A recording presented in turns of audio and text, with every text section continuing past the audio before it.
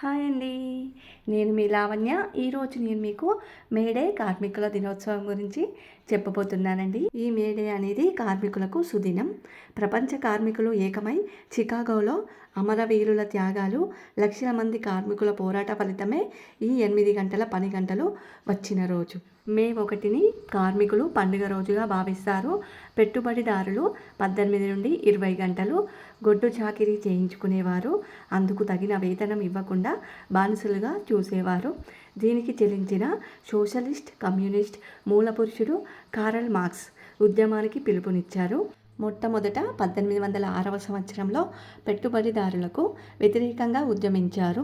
బ్రిటన్లో మొదలైన ఈ ఉద్యమం రష్యా, జర్మనీలకు వ్యాపించింది. 8 గంటల పని, 8 గంటల నిద్ర, 8 గంటల విశ్రాంతి కావాలని ఉద్యమించారు. 1886 మే 1న అమెరికాలోని చికాగోలో హే మార్కెట్లో పెద్ద ఎత్తున ర్యాలీ చేశారు. వీరి ర్యాలీని చెదరగొట్టడానికి పోలీసులు కాల్పులు జరపగా కొందరు కార్మికులు మరణించారు. దీంతో వారి పోరాటం ఉధృతం చేశారు. సమ్మెలో పాల్గొన్న 4 కార్మికులకు ఉరిశిక్ష విధించింది ఈ ప్రభుత్వం.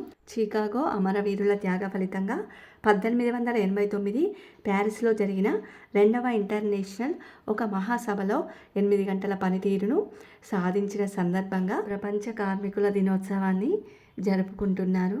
ఇక మన దేశంలో 1923 నుండి మేడేను పాటిస్తున్నారు. అసలు కార్మికులు అంటే ఎవరు? పెద్ద పెద్ద కార్పొరేట్ ఆఫీసులలో ఏసీల కింద పనిచేసేవారు మేము కార్మికులం కాదు అని అనుకుంటుంటారండి. కానీ పెద్ద పెద్ద కంపెనీలలో పనిచేసే మేనేజర్తో సహా ఐటీ ఇంజనీర్, ప్రభుత్వ ఉద్యోగి, కార్మికుడు, గుమాస్తా ఇలా ఎవరైనా వారందరూ కార్మికులే. కొందరు చదువుకోని వారు మాత్రమే కార్మికులు అనుకుంటారు. పేద మధ్యతరగతి కుటుంబాలలో ఇంట్లో ఉండే గృహిణులకు 8 గంటల పనితీరు అని ఉందా అండి?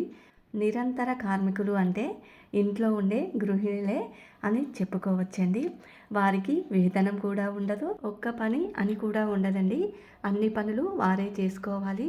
వారిని మాత్రం కార్మికులుగా ఎవరు గుర్తించరండి.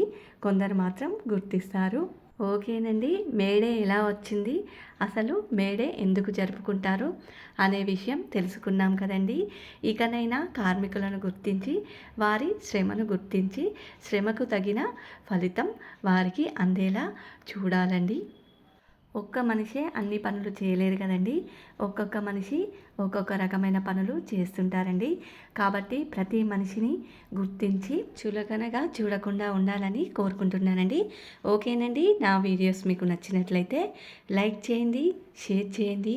నా ఛానల్ని ఇంతవరకు సబ్స్క్రైబ్ చేసుకొని వారైతే తప్పకుండా సబ్స్క్రైబ్ చేసుకోండి. ఓకే.